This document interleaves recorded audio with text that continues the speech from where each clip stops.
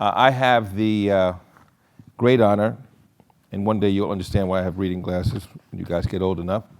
I have the great honor today of moderating a panel which is very important because all of you are in many ways are aspiring to be what these folks have become, but you're looking for this blueprint for the tech pipeline. I would submit to you, I don't think that there's specifically just a blueprint or one blueprint, but you're going to hear more about this and you're going to have an opportunity to ask questions. We are delighted to be in this partnership with Dell Technologies, and they've just done a tremendous job of reaching out and reaching out to you specifically and partnering with us to present this opportunity ultimately for you all hopefully to get jobs with Dell at some point. Is that what you guys want? That didn't really sound very enthusiastic, so I'm gonna give you another chance, or I have to have Fly Girl come up here and ask you again. What was it that you guys would like to have from Dell? What is it you'd like to have from Dell? There you go. So we are really very fortunate today. We have three very senior executives at Dell. I'm going to introduce them, and in no particular order. Kevin Brown. Kevin is the Executive Vice President and Chief Supply Chain Officer of Dell. So Kevin, would you come up and join us?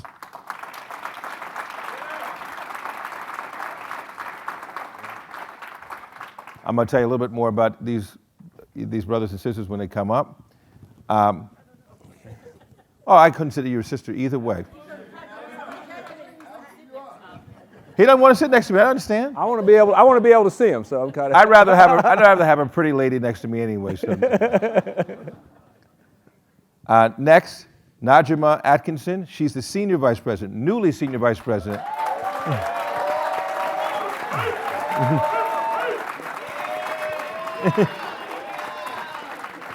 Newly Senior Vice President of Customer Advocacy, and she'll explain that in a little while what she does.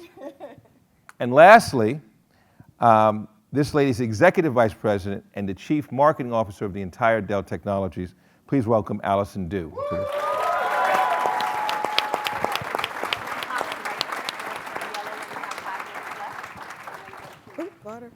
Okay, thank you. Lucky Kevin. So, and what I think is really important to note about this in particular is this panel has two women on this panel and two very senior women on this panel, and so Dell Technologies is to be recognized for that. So let's give Dell a round of applause for that.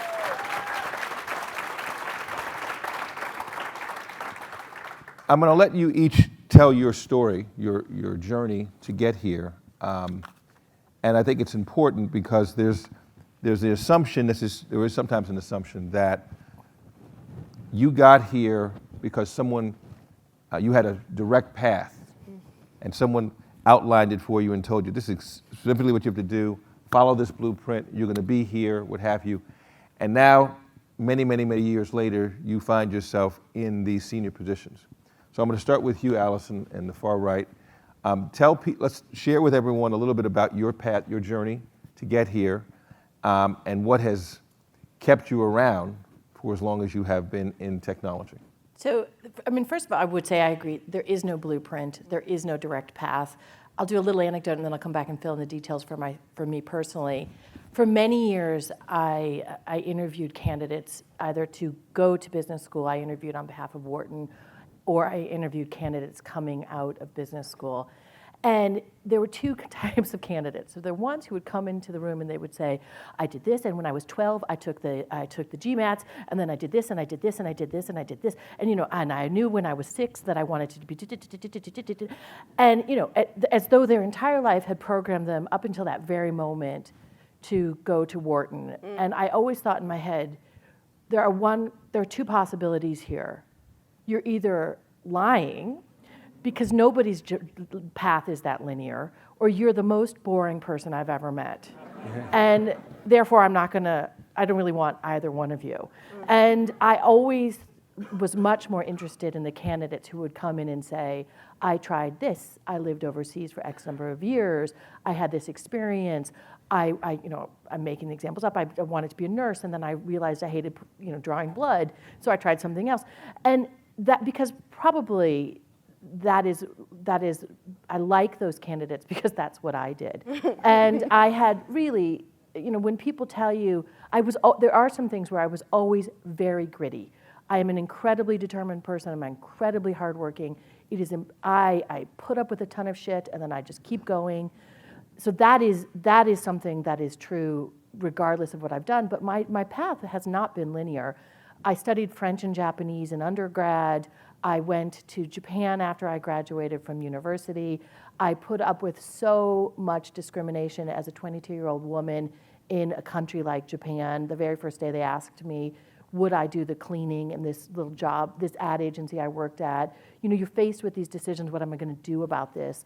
And then I ultimately came back to the US, spent another 2 years at a different ad agency in New York, went to business school so I would never have to work in an ad agency again, went to Microsoft, and then have been at Dell for 11 years. So the things that are themes that I think are actually helpful is, one, I'm incredibly passionate about marketing. My entire career's been in marketing. I've built up that capability. I am a subject matter expert. I am really good at my job, and I can say that without feeling like I'm bigging myself up.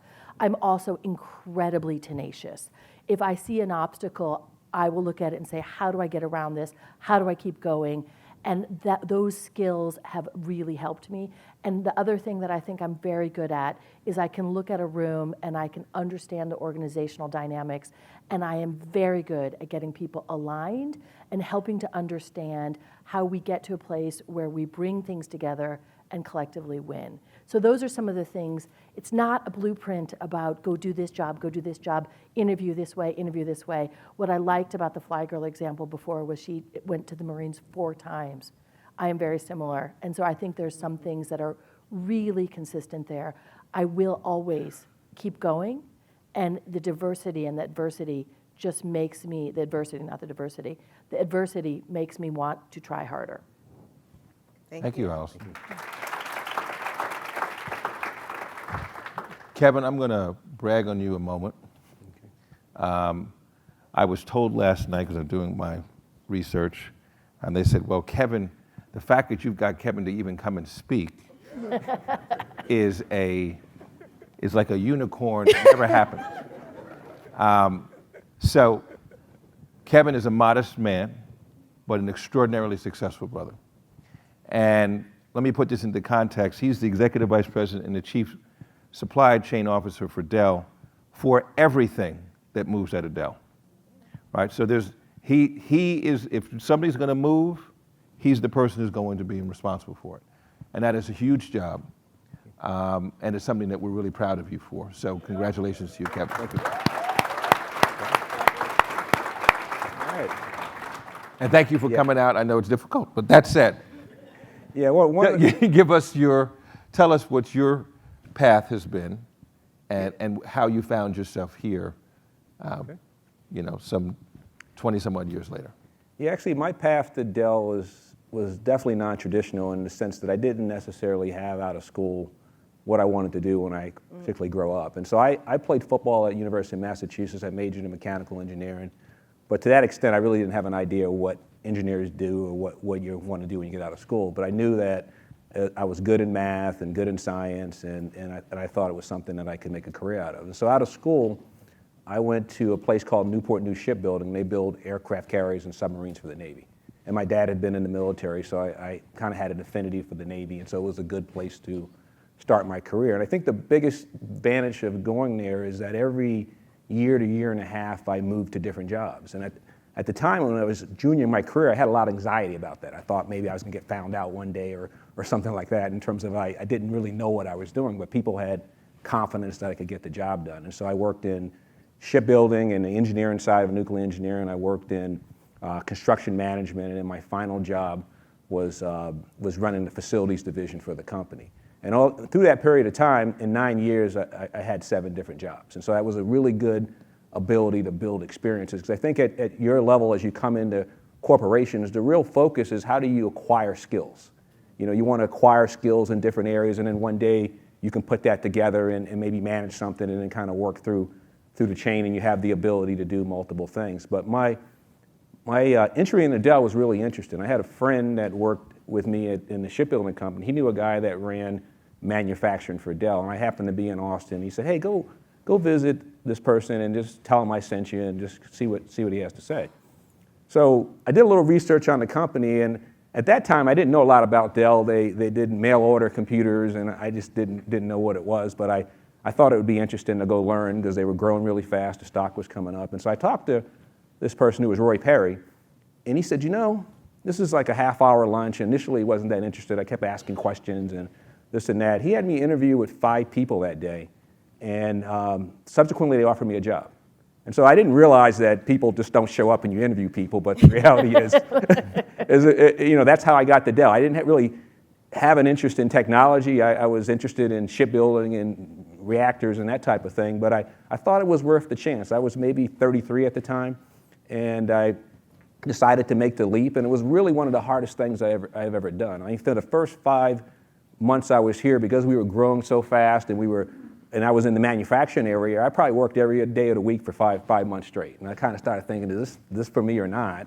But I hung in there, and the next year I moved to a job in Nashville. The next year I moved to not Singapore, but Malaysia, and my career kind of took off from there. And so I've had a lot of great experiences here. The reason why I'm still here at Dell is that every year I run into different challenges. We recently did a merger with EMC, and so I've found a way to grow every year. And I think what I like about my job most is I have an opportunity to really make an impact on people's careers, to help people grow and thrive. And that's really what I enjoy doing, is helping people learn and helping people develop in their roles and be successful ultimately.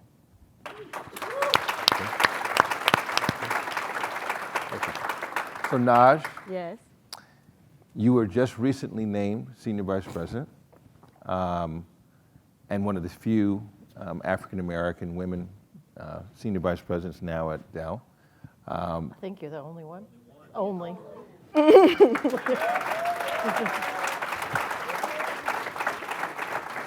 For now. Thank you. For now. For now. Yeah. And I'm going to come back to that in a minute. I'm glad that someone brought it up. But when people tell you you are the only, that's not a badge of honor. That says that there's more to be done in the corporation you're in. But that said, we're not here to break that down. I'm sure we're going to change. That's going to change.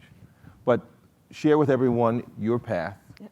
and what does that mean? What does customer advocacy mean? Okay.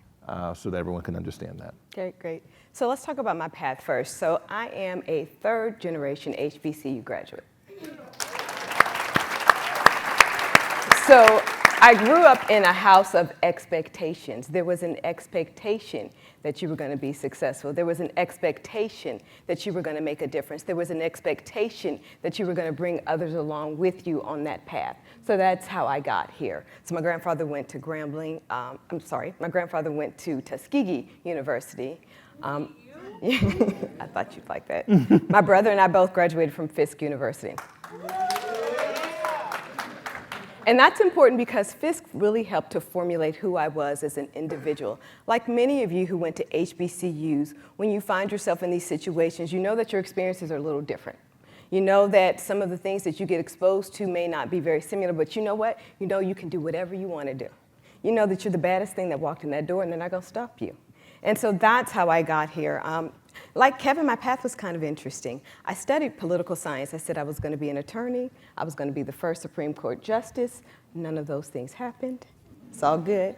I also found out that I had a proclivity for data and insight, so that goes back to customer advocacy. Customer advocacy is the organization that is responsible for looking at all of the data and insights. We look at probably 250 million comments from our our customers around the world. And we look at that information to make sure that we design the right solutions, the right products. We help Allison with her marketing. And that's the organization I'm responsible for. Through machine learning, through AI, we do all of those kinds of things. But let me go back to my path. So I was working for Deutsche Bank at the time. I was in financial services, and I wasn't very excited about the work that I did. I did it very well. I was one of the youngest, not the first, but I was one of the youngest managers that they had. So I had a pretty sizable organization, but there was no passion in the work that I did. And I was finishing my master's at the same time. So I worked and got my master's at the same time. And someone said that this company called Dell Technologies was coming. And believe it or not, Dell didn't have a big brand in Nashville. And I said, well, I guess I'll go. I'll go figure out who these folks are. And so we interviewed in what was the Maxwell House Hotel at the time. There was no formal room. There weren't even tables. And it was a pretty exciting time, as Kevin said, because it was pretty fast, but it was not formal. The interview process was brutal. You talked to 5, I talked to 20. I'm pretty sure, before they allowed me to come to the organization. And I'm like, I'm not really sure if this is a place for me. But they kept calling. And I said, there's something about the fact that they keep coming to me, and it's a little different from an environment perspective. There's something about the fact that what they want to do is break the mold in the way that we get things done. And I'm not really loving what I do, so I'll go do that for 5 years. And so 20 years later, I'm still here at Dell Technologies. So each of these young people are now considering their own career choices. What I think is interesting, the thread from the three of you is that, and Allison, it started with you, that there's an intensity and an intentionality about your career. Not necessarily where you were, but there was an intensity to say, I'm going to be successful, right? Regardless of what it's going to be. But then there's this thought, and I heard people discuss this earlier today, how do I maintain being my authentic self? Whatever that means, right? I mean, I know what it means, but there's a limit to what authentic self means.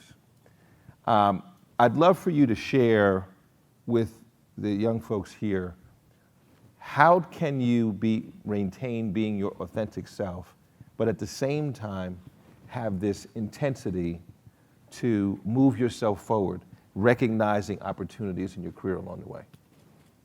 We'll start in reverse order. We'll go with you now. Okay, sure. So I think that I do the organization and myself a disservice if I don't bring my whole self to work. Dell is not the type of organization that expects you to be something other than what you are. And even if they would expect that, I'm 100% certain that that would never happen. And so the things that I understand are you got to do your job. Like you got to bring it. Brian said this, you have to deliver every day. That's table stakes. What I think, though, that makes us unique is everything that I bring about myself, older sibling, the fact that I went to an HBCU, the fact that I challenge things. That's what true diversity is. True diversity is about truly being inclusive and expecting that everyone bring every aspect of who they are. Because if I bring 50% of myself to work, then you get 50% of my effort. We cannot be innovative. We can't be the world's largest tech company if we don't do that. It is a very intense environment, but most corporations are. I personally thrive on the crazy. I think a lot of us do here, but that's okay. What you have to do is force balance in your own self and in your own life. What I think about is what's important to me and what are the 1 to 2 things that I want to do to make a difference. And then I've got a number of really strong people behind me who say, it's okay. So Kevin and I were in Nashville at the same time, and Kevin is one of my champions, not mentor. Kevin was one of the ones that I could go to when it was really bad. I'm like, these folks are crazy up in here. And it's okay. You can do this. And so what you have to do, and what I do, is I do find that small circle of individuals that I have that I trust. Those are my trusted advisors, that are my truth tellers, that tell me when I'm doing it well and when I don't do it well. And the individuals who support me throughout the process, who make sure that I understand that you can accomplish most everything. And I truly find that this is an organization that has allowed me to be successful. I know that that is not everyone's path, but I've had the chance to take an opportunity to take chances, to lead global organizations, to make mistakes, and do it all. I'm still walking. Kevin?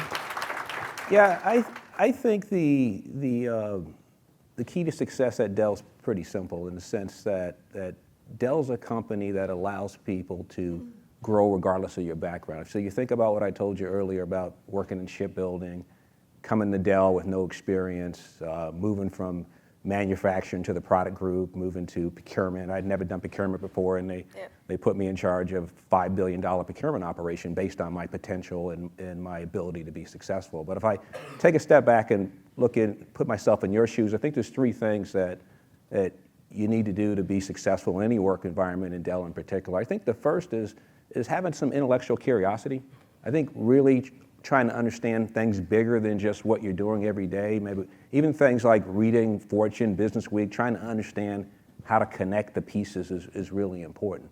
I think the second thing is there's no substitute for having work ethic. I think working hard and being focused around how you work hard is really important. And I say the third thing that I've learned, that whether it's at Dell or any other company, is you're going to come into the work world, you're not going to have a lot of experience, and you're going to have to get people to help you. And so asking people for help, people are willing to help. You just have to be willing to ask. You have to be willing to want to collaborate and be part of a team. Doesn't mean you have to change who you are, but we all have a role. You have a role, and you have to figure out what your role is. How do you add value? But I think if you're reaching out, if you're asking questions, if you're thinking about not just your role, but how it fits into the big picture, I think it will allow you to be effective in any environment, and definitely allow you to be effective here at Dell. Yep.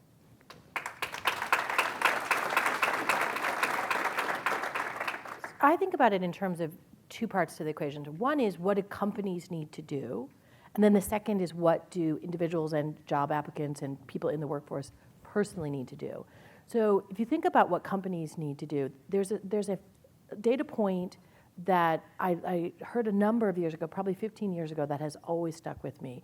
And it's from an organization called Catalyst, which is primarily focused on women's issues in the workplace. And one of the things they talked about was the following phenomena, which is the acceptable range of behavior for women is this, the acceptable range of behavior for men is this. And that is a fact. That is a data-driven proof point. And when I was going through a development course, what they said was, you can get angry about that, but it is just a fact. The more important thing is, as you get more senior in organizations, that actually changes. And so you can be more, you have a wider boundary of behaviors that are currently acceptable for more senior women. It's very ironic, but I have personally found that to be quite true, which is, as I have gotten more senior in my jobs, the boundary of acceptable behavior, that classic thing about, oh, she's too aggressive and blah, blah, blah. Yeah, I am really aggressive. That's how I got here. But the other thing they talked about, which I always really remember and I have tried to live it in my life, is because as you get more senior, you have a wider boundary of behaviors. It is your job to do this.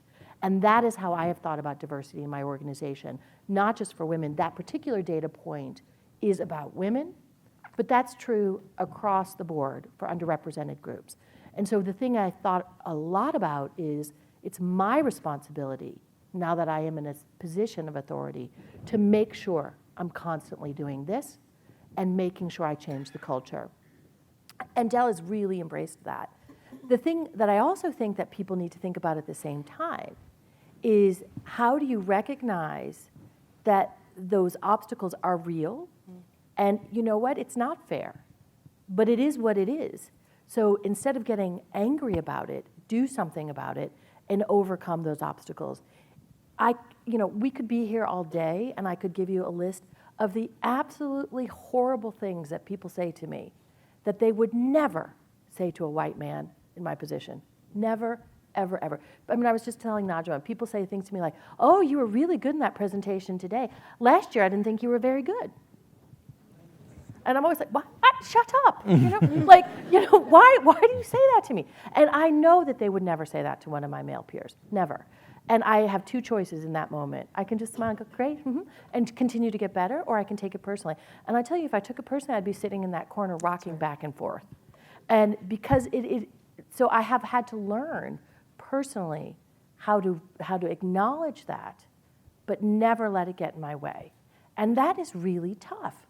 And so that's that kind, when I talk about the grittiness, that's an example of what I mean. And so there is this combination of what companies need to do and what people need to do to break down those barriers, and it's both.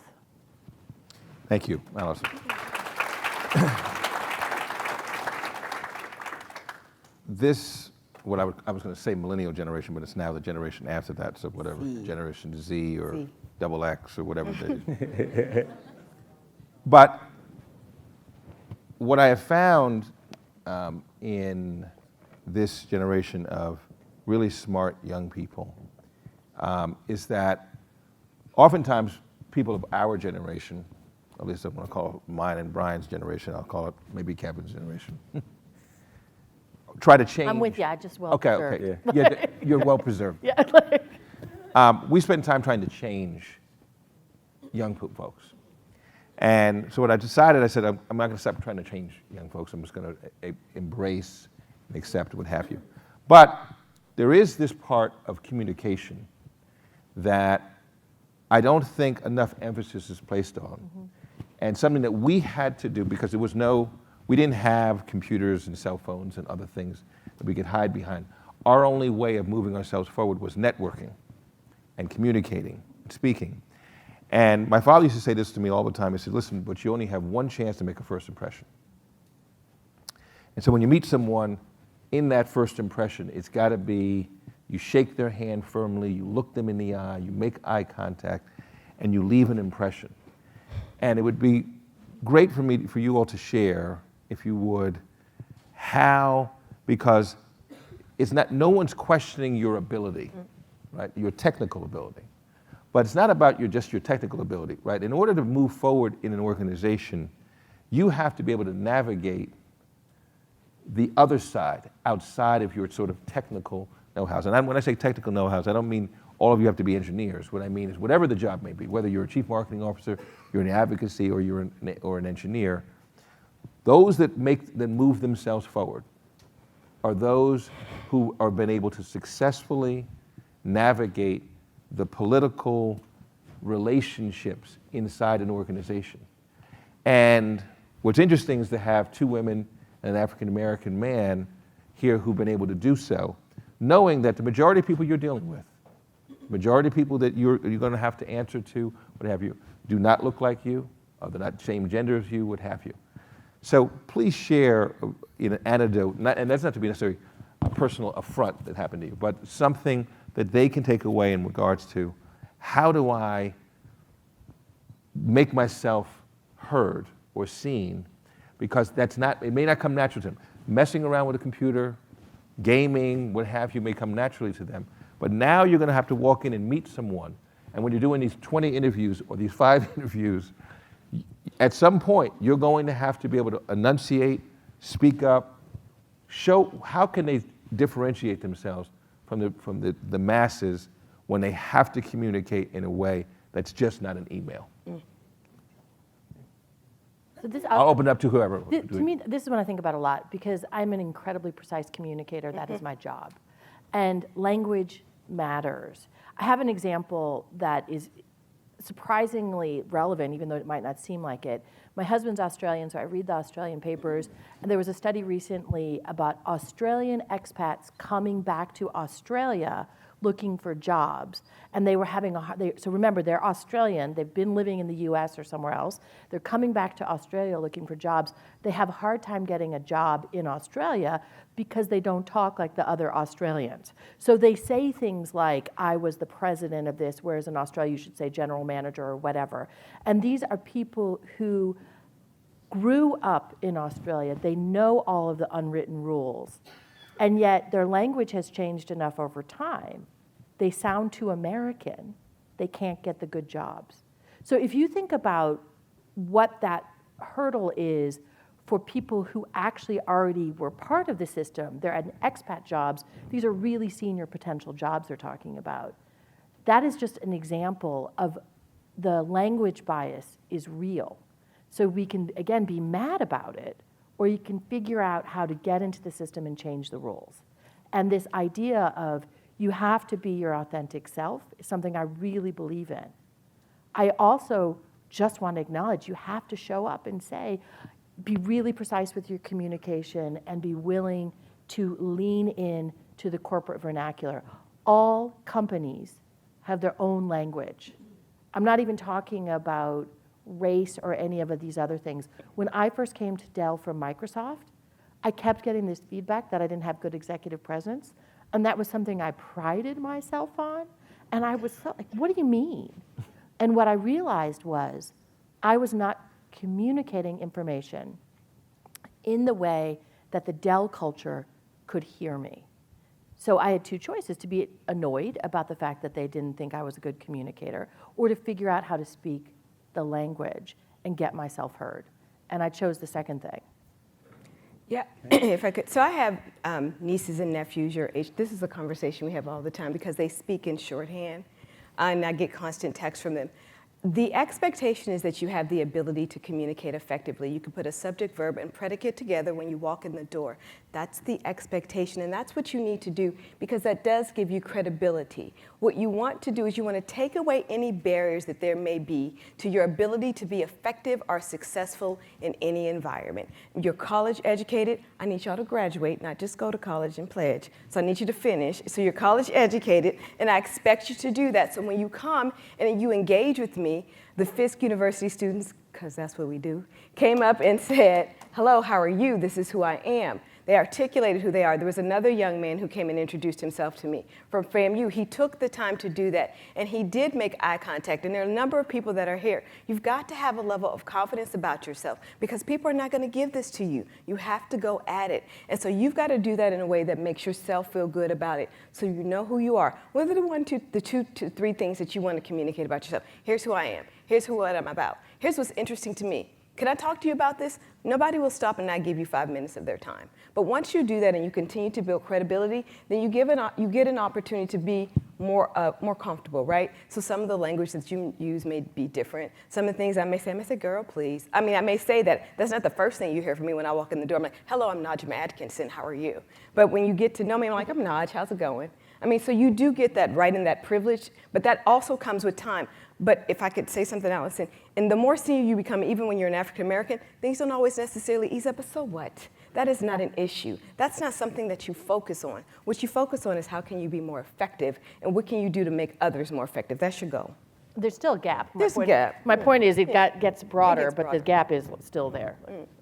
Kevin? One of the things that I think is the biggest challenge in corporations is there's no rules for how to evolve and assimilate an organization. I'd say one of the things that's helped me when I was junior in my career till today is I've always had relationships, couple of levels in the organization where I could ask people, how do things work?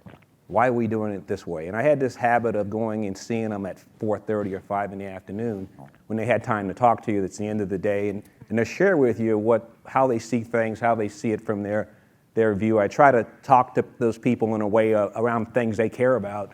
But what I found is I didn't necessarily understand what they were saying at the time, but as I became more senior, a lot of the lessons I learned actually applied to me. And that's how I've kind of learned how to navigate the organization, is I've been able to do that through talking with other people. When you think about people that we interview and what we care about, at least what I care about when I talk to people that are interviewing is really three things. I think one is the person prepared? Do they understand the industry and what they're talking about? The second thing is, do they ask really good questions?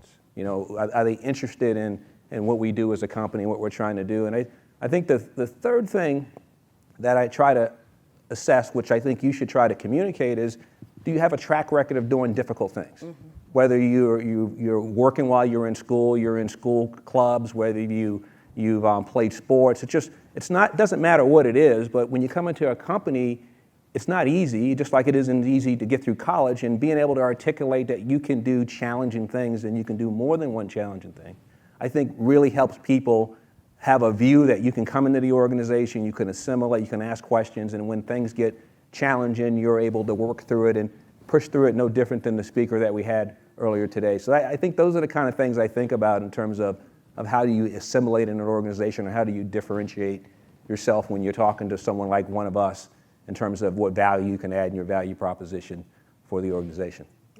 Thank you, Kevin. What I'm going to do now is give you guys a great opportunity. I'm going to give you an opportunity to ask questions. And as I say questions, not statements. But young people don't do that as much, but older people do. That's my pet peeve. Quaitment, we call them. So I'd like you to stand up, introduce yourself, and ask a very specific question. We have some mics here in the audience, and you can address it to someone in particular or just to the group in general. So I'm going to open this up for questions now. Raise your hand, please.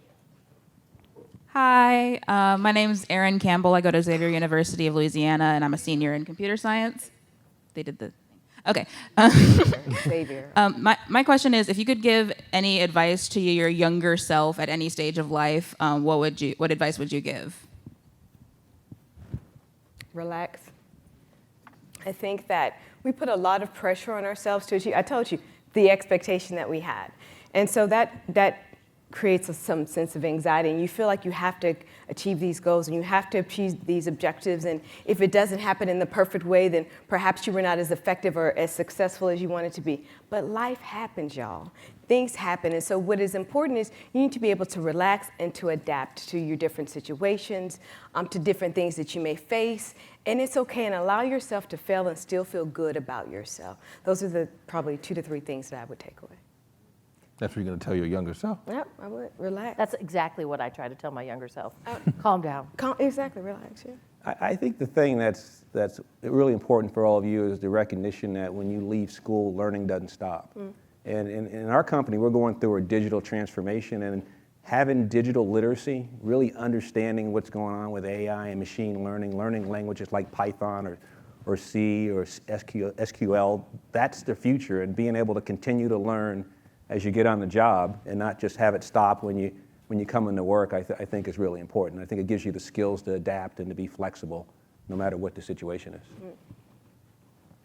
Next.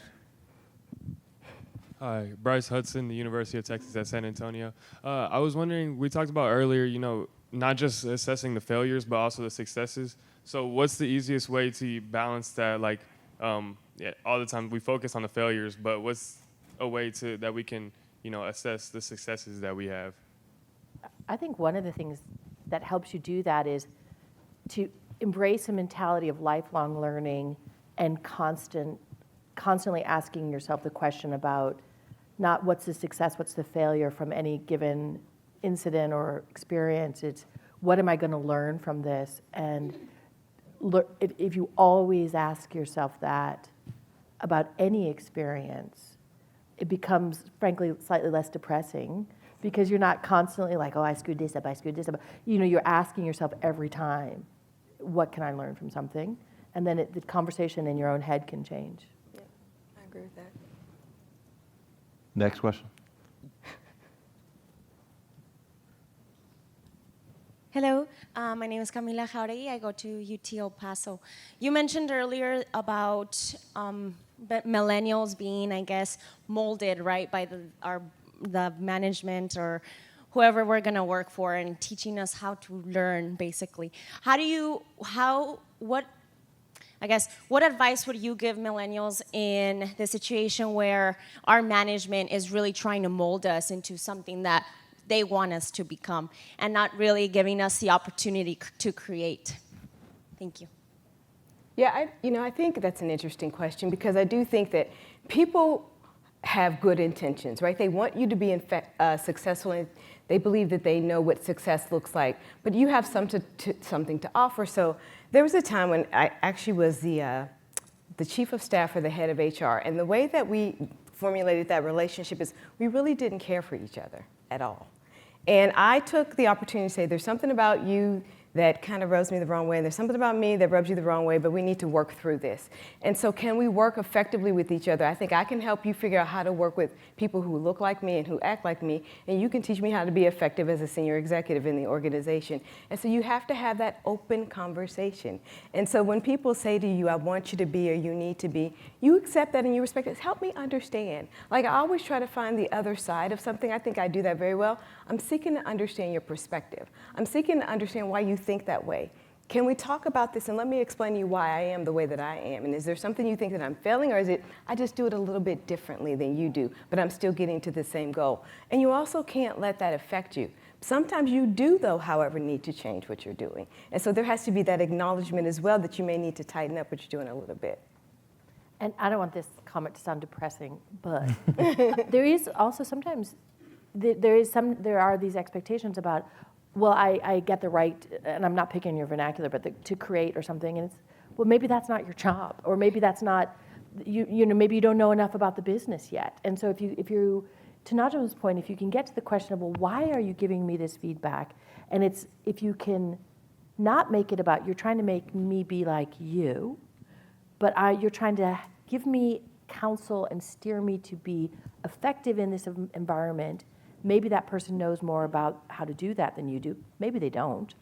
But that leap of faith that they do, that I think, together with realistic expectations about sometimes the speed and pace, is one of the things where I've seen people really flourish.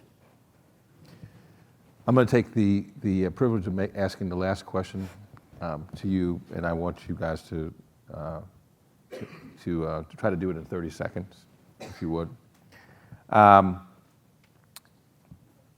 When I was in college, I played college basketball, and my coach would always say to me, "Never up, never in." Meaning, if you don't put the shot up, it'll never go in. And I was taking that, and I've always taken it to apply to my life in regards to, right? If I don't ask for the order, like I say to my salespeople, you have to ask for the order, because if you don't ask for the order, you're never going to get it. And so, the three of you have been extraordinarily successful in your own careers. Didn't take the blueprint path specifically to get there, but you gotta ask for the order. You have to be able to say, I'm going to take the chance. And oftentimes what happens is that corporate America sets a ceiling for you. Not because you couldn't get past through the ceiling, but it's almost expected, and therefore there's a lower expectation, or you should be satisfied at whatever particular thing.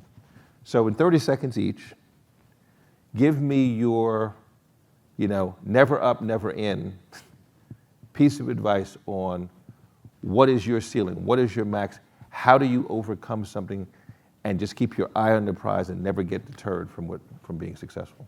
Yeah, I had a similar situation. I told you I played football, and my coach, I moved from outside linebacker to inside linebacker. And the difference is you're running upfield versus sideways. And I used to never be able to get upfield, and the coach used to tell me I was afraid to fail. I wouldn't, if you see a key, you're supposed to execute, and I would kind of be thinking instead of executing. And I think that has a lot of truth to it. I think in business, you can't be afraid to fail. You've got to be able to be willing to take that chance, and you got to believe in your ideas. And even when people don't believe into them, you have to believe in it, and you have to be willing to execute and be able to, in my case, hit the hole. And so I've kind of thought about that over time, and it's always kind of stuck with me, and I think it's served me pretty well. But you get a lot of lessons from whether it's basketball or football. I think there's always this one thing that kind of drives you forward, and for me, it's that I'm not afraid of failure. Allison? It's a very 50-year-old lady reference, but there's a line in Chariots of Fire, which is really, I'm totally dating myself, where one of Eric Liddell, whatever his name is, who's the Scottish runner, he's giving a sermon, and he says, where does the strength come from to see the race to the end? It comes from within. And I've always loved that movie. My dad loved that movie. And I think about that all the time. Where does the strength come from to do the really hard stuff? It has to come from within. How do you get that strength within? There's all kinds of things you need to do. You have to have advocates. You have to have healthy relationships. You have to take care of yourself. You have to be willing to put yourself out there, to Kevin's point. You have to be willing to, I'm an outgoing introvert. I have after big speaking engagements, I have to be by myself and not talk to anybody. You have to know all of those things, but all of the responsibility for that comes from within, and the work that I've done on myself to handle the stress, to take big chances, is because, and that's what's made me successful, is all work I have done personally, not someone else. Nash? Last word. Very, very similar. I didn't play sports though, but what I do think, and we take the risk, we go big, or we wouldn't be sitting on the stage, candidly. But I also know that I can't get there by myself.